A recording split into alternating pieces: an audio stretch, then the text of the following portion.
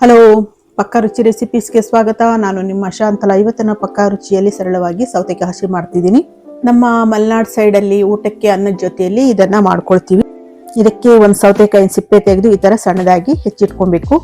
ಖಾರಕ್ಕೆ ಬೇಕಾದಷ್ಟು ಹಸಿಮೆಣಸಿನಕಾಯಿ, ಇದು ಕಡಿಮೆ ಖಾರ ಇರೋದನ್ನ ತಗೊಂಡಿದ್ದೀನಿ.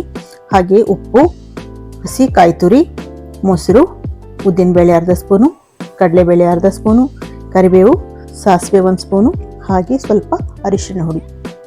ಮೊದಲು ಸೌತೆಕಾಯಿಗೆ ಉಪ್ಪನ್ನು ಮಿಕ್ಸ್ ಮಾಡಿ ಹಾಗೆ ಒಂದು 10 ನಿಮಿಷ ಹಾಗೆ ಇಡಬೇಕು. ಬೇಸಿಗೆ ಟೈಮಲ್ಲಿ ಊಟಕ್ಕೆ ನೀವು ಅನ್ನದ ಜೊತೆ ಇದನ್ನು ಮಾಡಿಕೊಂಡ್ರೆ ತಂಪಾಗಿ ಹಿತವಾಗಿರುತ್ತೆ. 1 ಸ್ಪೂನ್ ಸಾಸಿವೆಯಲ್ಲಿ ಇವಾಗ ಅರ್ಧ ಸ್ಪೂನ್ ಸಾಸಿವೆಯನ್ನು ಹುರ್ಕೊಳ್ತಿದ್ದೀನಿ. ಇದು ಇವಾಗ ಆಗಿದೆ. ಮಿಕ್ಸಿ ಜಾರ್ಗೆ ಹಾಕ್ಕೊಳ್ತಿದ್ದೀನಿ. ಹಾಗೆ ಹಸಿಮೆಣಸಿನಕಾಯಿನ ಹುರ್ಕೊಳ್ಳೋಣ. ಇದಕ್ಕೆ ಯಾವುದೇ ಮಸಾಲೆ ಪದಾರ್ಥವನ್ನು ಬಳಸ್ತಾ ಇಲ್ಲ. ಮಾಡೋದು ಸುಲಭ, ರುಚಿ ಸಖತ್ತಾಗಿರುತ್ತೆ. ಇದನ್ನು ಮಿಕ್ಸಿ ಜಾರ್ಗೆ ಹಾಕ್ಕೊಂಡು ಇದಕ್ಕೆ ಕಾಯಿ ತುರಿ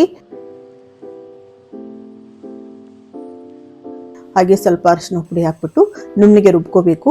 ನೋಡಿ, ಇವಾಗ ರುಬ್ಕೊಂಡಿದ್ದೀನಿ, ಆಗಿದೆ. ಇದನ್ನು ಒಂದು ಬೌಲ್ಗೆ ಹಾಕ್ಕೊಳ್ಳೋಣ.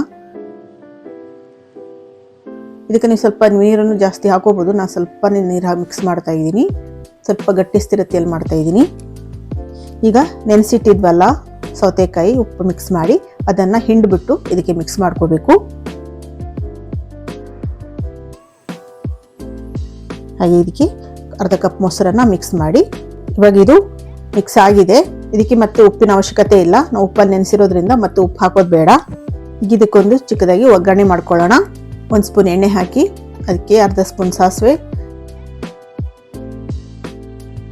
ಅರ್ಧ ಸ್ಪೂನ್ ಕಡಲೆಬೇಳೆ, ಅರ್ಧ ಸ್ಪೂನ್ ಉದ್ದಿನಬೇಳೆ ಹಾಗೂ ಕರಿಬೇವಿನ ಸೊಪ್ಪು ಹಾಕಿ ಒಗ್ಗರಣೆ ಇದಕ್ಕೆ ಹಾಕಿದ್ರೆ ರುಚಿಯಾದ ಸೌತೆಕಾಯಿ ಹಸಿ ರೆಡಿ.